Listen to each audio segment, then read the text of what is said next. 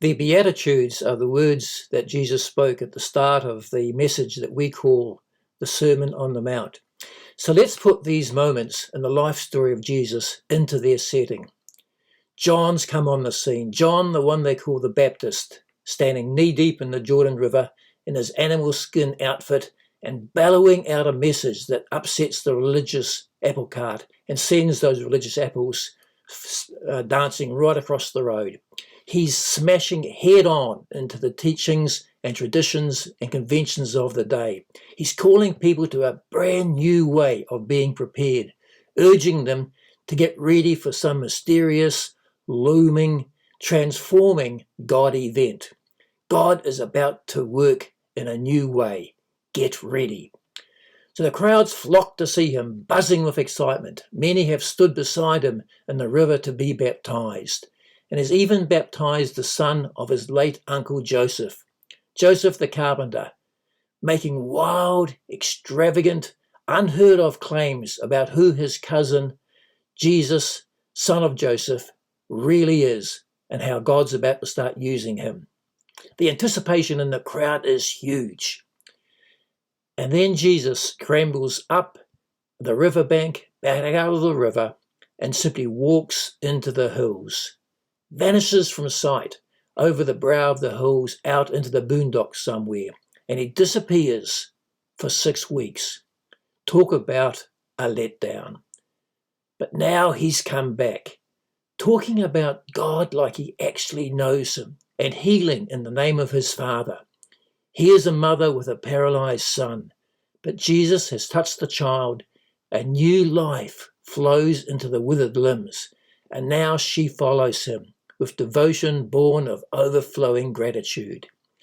He is a hard-nosed businessman who overheard Jesus down in the local market, and now he can't get what Jesus said and the way he said it out of his head, and he needs to find out more about this man. He is a scholar who had conscientiously studied the ancient laws and writings for years, but they never came alive for him the way they did the day Jesus came into his synagogue and took the lesson. And here's the curious, here are the busybodies, here are the novelty seekers, all clustering around the carpenter from Galilee. And seeing the crowds, Jesus goes off into the hills again, and his disciples come to him. So verse 1 of chapter 5 is a big deal. It's not just a quick introduction you pass over. Have a look at it again. It starts with the crowds hanging around. It finishes with the disciples coming to Jesus up on the hillside. Now that's the first moment in the gospel story that the word disciple is used. So this is a big moment in the story. Those who mean business with God are coming forward, leaving the crowds behind. However they understand it at this point, however they would try to explain it, however they'd put it into their words, they want, in some deep and mysterious way, to get down to the nitty-gritty of what it means to be a follower of Jesus. They didn't understand too much right then. Perhaps it didn't make too much sense just yet. But there was no way they could get this man Jesus out of their thoughts. A word, a look, a face haunted them and stayed with them no matter what, and there's no way they could rest until they found out more. So up the mountainside they went, leaving the crowds behind them, following in the footsteps of their master and gathering around him. And Jesus turns to them and says to his new followers, his disciples, the first ever band of Jesus' people, he announces to them, "Blessed are the poor in spirit, for theirs is the kingdom of heaven. Blessed are those who mourn, for they shall be comforted. Blessed are the meek, for they shall inherit the earth. Blessed are those who hunger and thirst for righteousness, for they shall be satisfied. Blessed are the merciful, for they shall obtain mercy. Blessed are the pure in heart, for they shall see God. Blessed are the peacemakers, for they shall be called sons of God. Blessed are those who are persecuted for righteousness' sake, for theirs is the kingdom of heaven. Blessed are you when men revile you and persecute you and utter all kinds of evil against you falsely on my account. Rejoice and be glad, for your reward is great in heaven, for so men persecuted the prophets who were before you. Blessed are. 9 times Jesus tells them, blessed are. Is he trying to tell us something, you think? Blessedness, there's a word you don't hear very often. It's a word with halos and holiness and hallelujahs sprinkled all over it. It's a word with angel wings sprouting out its back below its shoulder blades and long white flowing robes draped all over it, all the way down to the fluffy clouds it stands on. A word worn best with sandals, clean sandals, of course. Blessedness. A word with rapture and ecstasy and mystical delight swirling around it. A word carrying a golden harp in its arms and the swelling strains of a great pipe organ and a choir of 1,000 celestial voices lifting it up. Blessedness. As in that classic hymn, Blessed Assurance, Jesus is mine. Perfect submission, perfect delight, visions of rapture now burst on my sight. Angels descending, bring from above echoes of mercy, whispers of love.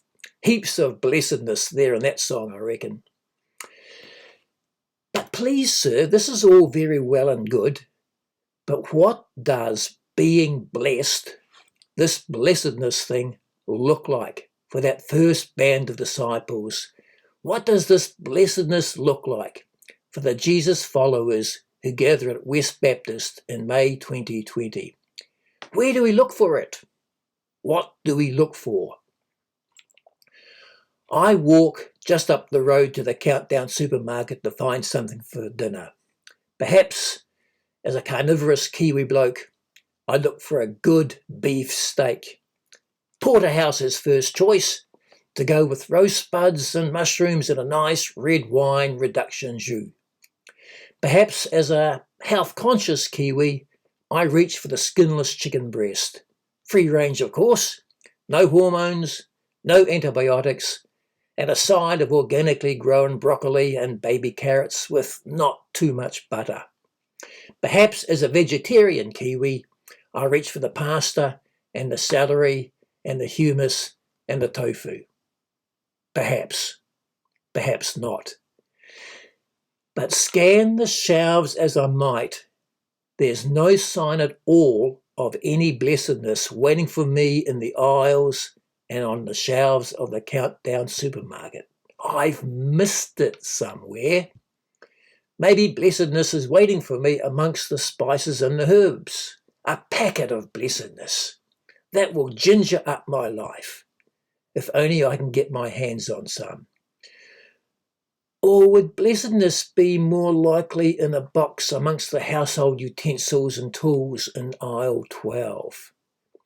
Like something you can reach for when you need it for the job, before putting it back into its box and back into the cupboard. Or maybe blessedness is to be found in a plastic container in the depths of the deep freezer, alongside the ice cream and the cheesecakes. A special treat to be taken out and savoured on high days and holidays, as long as you don't help yourself to too much. No luck there either.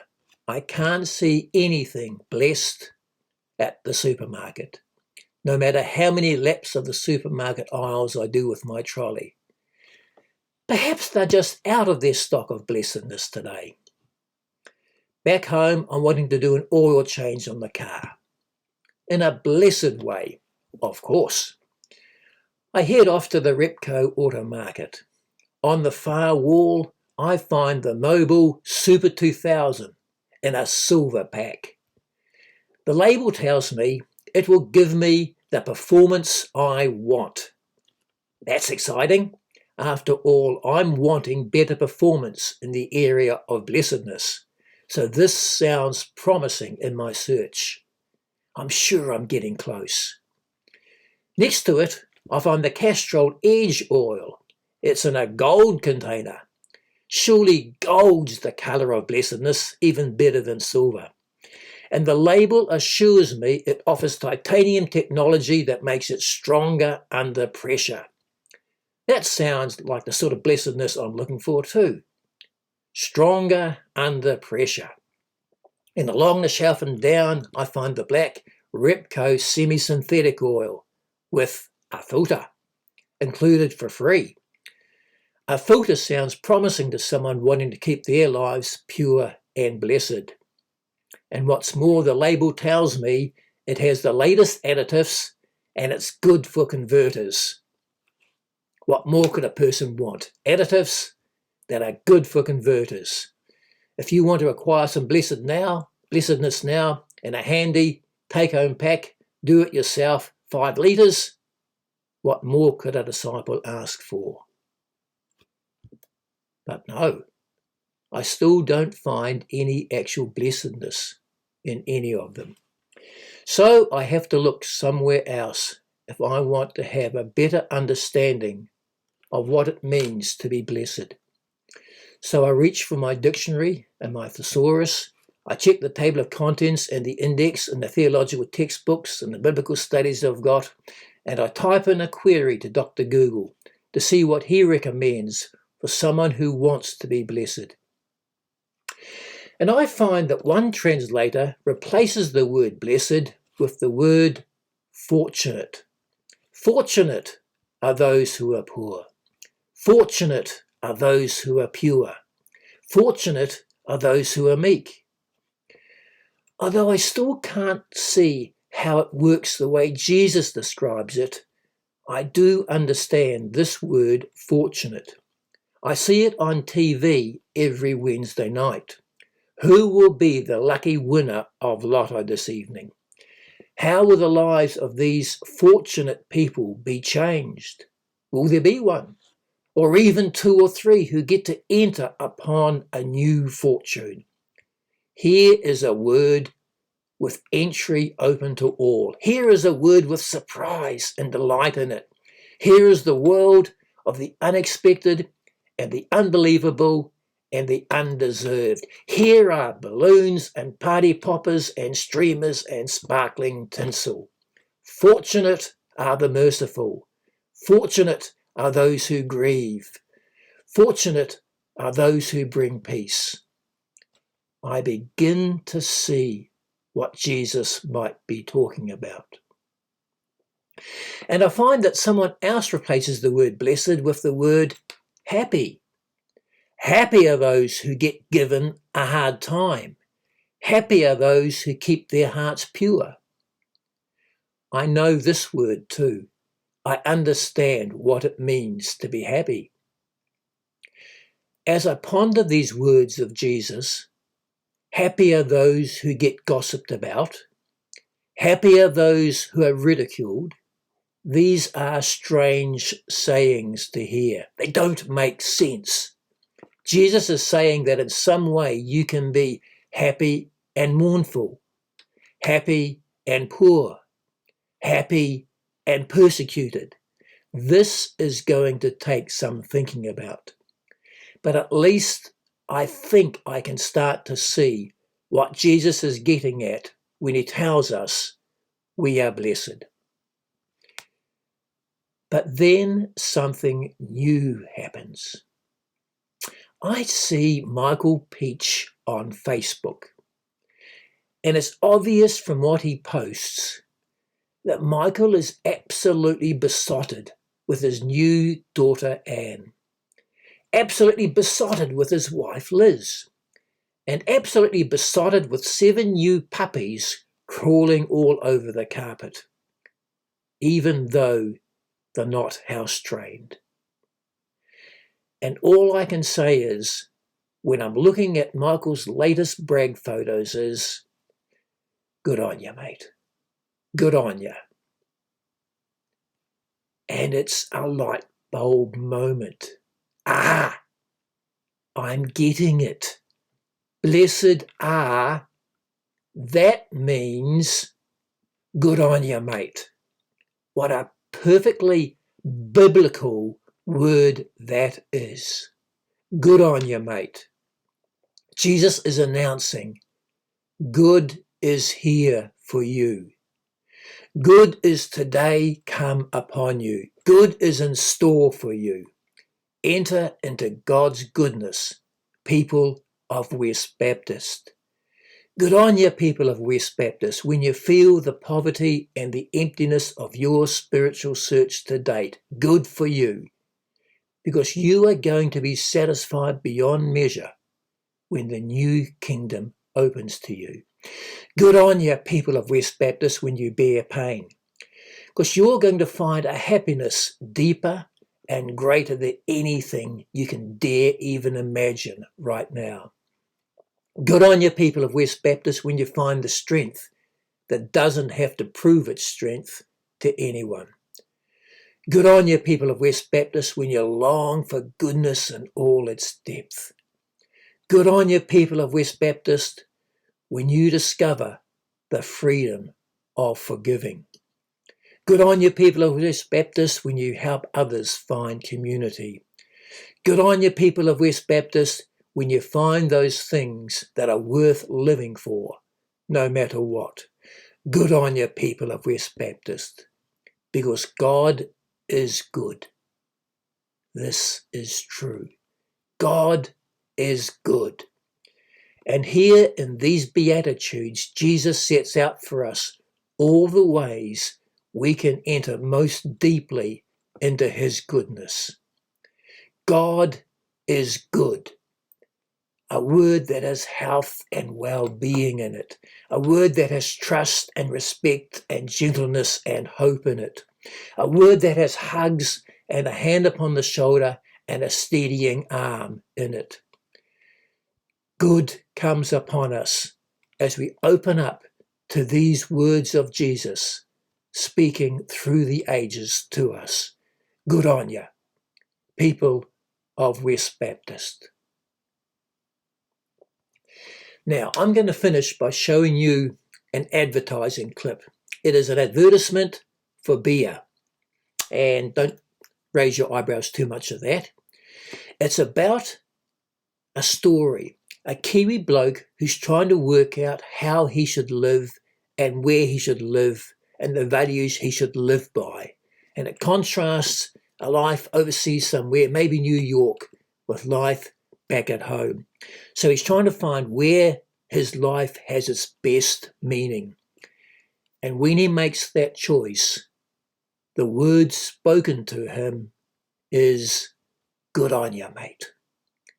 And so that's the sense with which we go into these Beatitudes over the next few weeks. Good on you. Thanks very much for listening.